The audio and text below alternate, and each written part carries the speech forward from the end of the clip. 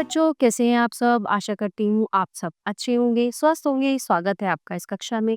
आइए आज हम पढ़ते हैं हिंदी व्याकरण का पार्ट 2 वर्ड विचार। बालक विद्यालय जा रहा है। ऊपर दिए गए चित्र में दर्शाया गया है कि बालक विद्यालय जा रहा है। इस वाक्य में बहुत से शब्द हैं। प्रत्येक शब्द कुछ ध्वनियों से बने हैं। हम इस वाक्य से दो शब्द लेते हैं, बालक और विद्यालय। ये शब्द कई ध्वनियों से बने हैं। ब आ ल अ क अ बालक, व्य ई द य अ ल अ य अ विद्यालय। प्रत्येक शब्द के ध्वनि के अनुसार टुकड़े किए गए। इन टुकड़ों से सबसे छोटी ध्वनियों का पता चला। सबसे छोटी ध्वनियां ही बालक होती है। वर्ण भाषा की वो छोटी सी छोटी ध्वनि है जिसके और टुकड़े नहीं हो सकते। इन्हीं छोटे छोटे वर्णों को मिलाकर हिंदी की वर्णमाला बनती। वर्णमाला हिंदी भाषा के लेखन के लिए जो चिन्ह या वर्ण प्रयुक्त होते हैं उन्हें निश्चित और क्रमबद्ध समूह को वर्णमाला कहते हैं।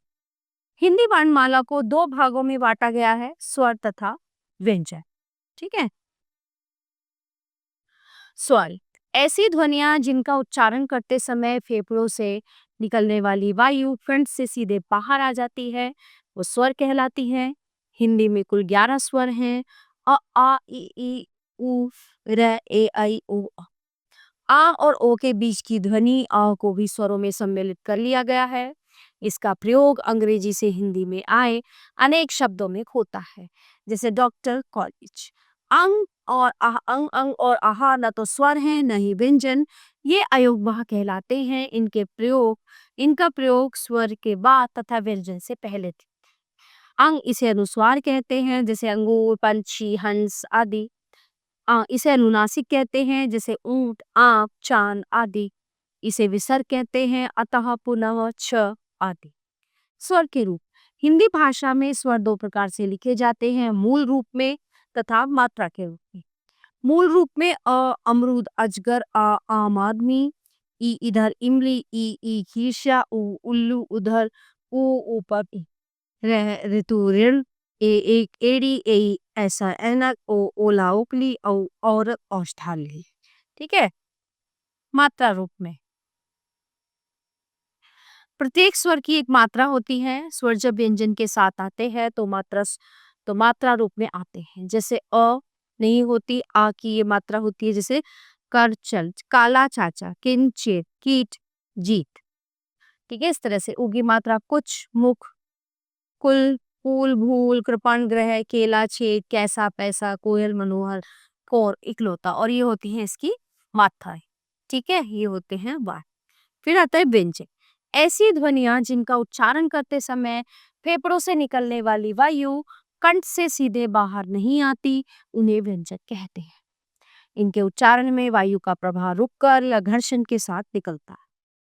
व्यंजनों का उच्चारण करते समय वायु कंठ, जीभ, दांत या ओठों में रुककर बाहर आती है। व्यंजनों को बोलने के लिए स्वरों की सहायता लेनी पड़ती है। हिंदी में 35 व्यंजन होते हैं। क ख ग घ न, च छ ज झ ञ, ट ठ ड ढ न, त थ द ध न, प फ ब भ म, य र ल व, श स ख। ठीक है। ड और ढा। ठीक है। हमारी मातृभाषा हिंदी में 35 व्यंजन होते हैं।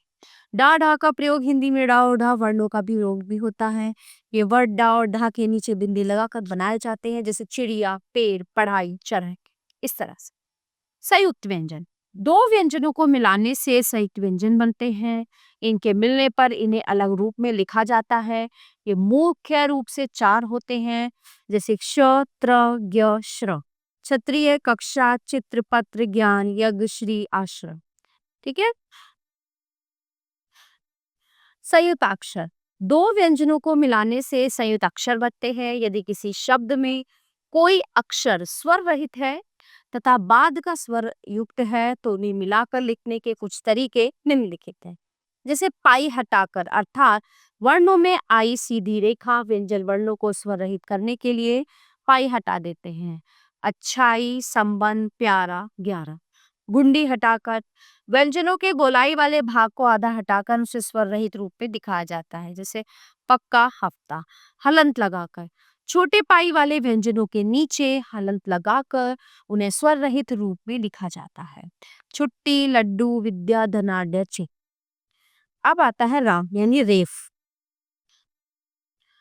के रूप में। हिंदी वर्णमाला में र एक ऐसा वर्ण है जिसका अन्य व्यंजन के साथ संयोग होने पर उसका रूप भिन्न हो जाता है।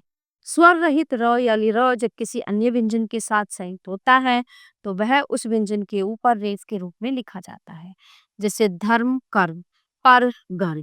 स्वर रहित र का संयोग जब उससे पूर्व आए किसी स्वर रहित व्यंजन से होता है तो र पदेन के रूप में उस व्यंजन के साथ जुड़ जाता है, जैसे प्रकाश, प्रेम, भ्रम, भ्रमण। स्वर रहित ट ड ढ ट ठ ड ढ के बाद स्वर रहित र जुड़ने पर उसका रूप निम्नलिखित हो जाता है, जैसे ट्रेन, ट्रक, है ना, इसको पदेन कहते हैं। ट्रेन, ट्रक, ड्रामा, ड्रम, है ना। हमने जाना कि वर्ण भाषा की सबसे छोटी इकाई होती है। वर्ण दो प्रकार के होते हैं, स्वर और व्यंजन। व्यंजन के साथ जुड़ने वाले स्वर मात्रा के रूप में बदल जाते हैं।